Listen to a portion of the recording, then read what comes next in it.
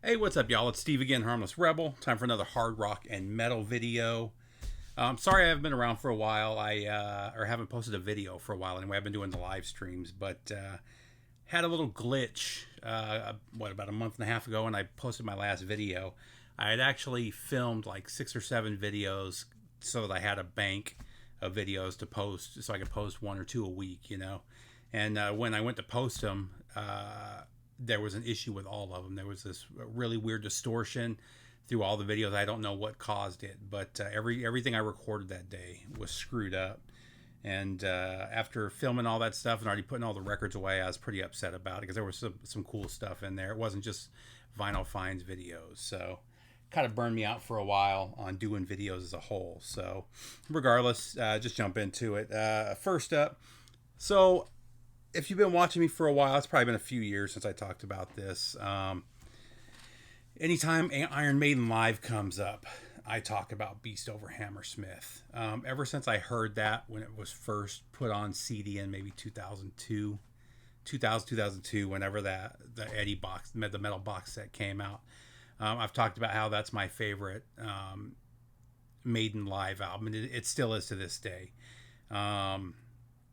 It doesn't beat seeing them live, but by far it's always been my favorite live album, better than Live After Death, which everybody gets upset about, but hey, it is what it is. So I was super stoked when I saw that they were releasing this. I pre-ordered it, so I've had it for a while. Just got around to listening to it though. So it's of course the anniversary edition of Number of the Beast, and it's a 3 LP version that comes with Beast Over Hammersmith Live, which super excited to have this on vinyl finally. Honestly, I wish they would have just released it as the 2 LPs for Beast Over Hammersmith. I didn't need another copy of Number of the Beast. I've got multiple copies of this on vinyl, CD, and cassette. But it is what it is. Regardless, I'm happy to have that. It sounds fantastic. I'm pretty sure that it's the same reissue of Number of the Beast from a few years ago when they did the box sets. But next up, actually a couple of these deluxe editions are in here. I didn't even plan that. It just kind of worked out that way. Kiss Destroyer. This is the 45th anniversary, the 2 LP deluxe. Really dig this one. I'm not sure if they remixed this. I haven't compared it to the 2014 mix. I have a feeling it's just the 2014 mix with the extra material added on. I really dig the extra material though. I like the slight difference in the demos. The only thing that they could have left off is the Detroit Rock City instrumental and the King of the Nighttime World instrumental. Those are pointless to me. The early version of Flamin' Youth I really liked. Shout It Out Loud, the mono single, the Beth acoustic version. I mean, I really like all the extra stuff that's on here.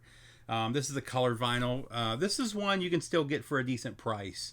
A lot of the limited color vinyl pressings that they've been doing from Kiss.com, they sell out sometimes within hours, and then they're hundreds of dollars, over $100, a lot of them within a day or two.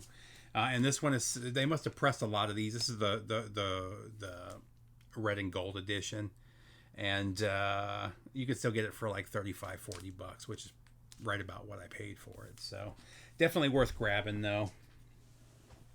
And those 2014 and this one blow away the original pressings. I love Kiss. I've got a lot of the originals. I've got a couple white label promos. None of them sound great.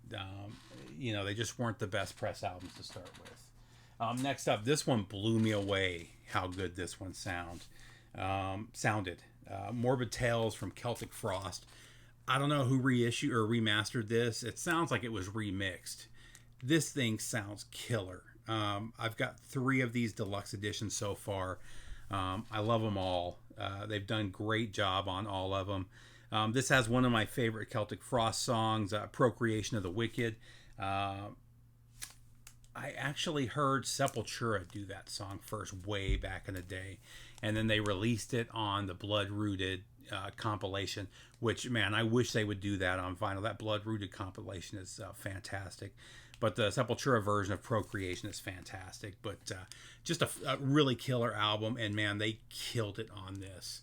And then it's got some rehearsal versions of Procreation, Nocturnal Fear, and yeah, Messiah and Morbid Tales. Again, you know, if you're not a big fan of them, you probably don't need that. But I actually enjoyed those. Again, Procreation is one of my favorite songs from them, so having the rehearsal version was kind of cool here too. And they're recorded really well for a mostly underground. I mean, they were on a major label by this time. They were on a major label at this time, but they were still basically an underground band. And for their rehearsal to sound that good is pretty impressive. Let me. I'll do two more and then we'll finish this video because I'm about to, or do a few more because my battery's about to die. Next up, this is a record store day from 2020 or 2021 in the UK or in Europe. And I didn't know about this when I found this one just searching. Maybe it was on Rockadrome. They got some copies of this, but this is the Chinatown. Is this an anniversary edition too? Yep, 40th anniversary edition. So this one's cool. The album one is just a remastered version of the album. They did a fantastic job on it. But this album's always sounded good. I've got a super clean original that sounds fantastic. What I really like is side 3 and side 4, which is all unreleased demos. It says unreleased. It's all but one are the same songs from the album, but it's slightly different versions. And I love Thin Lizzy. I love having everything by them. So really happy to have those as well. Next up, from Brother Scott Waters, No Life Till Metal Records. This is the second album from Primal. Been playing this one quite a bit. He also hooked me up when he was here a couple weeks ago with a signed copy of the CD. I really their first album was on my records of the year records of the year it came out. It was in my top 15. And this is fantastic too. Really dig this one. Highly recommend picking that up from Brother Scott Waters on NoLifeTillMetal.com. While he was here, this is one that I picked up. This was a Fates Warning I wasn't familiar with, and he told me that this was kind of the last really good one from him. I can't even read what it's called. Inside Out, and I really dug it.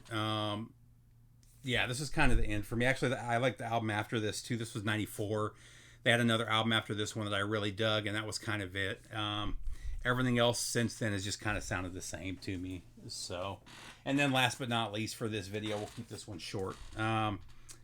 This has been on my want list for a good 10 years. Easy. Actually, probably longer than that. I've had it on CD forever. It's a perfect debut album.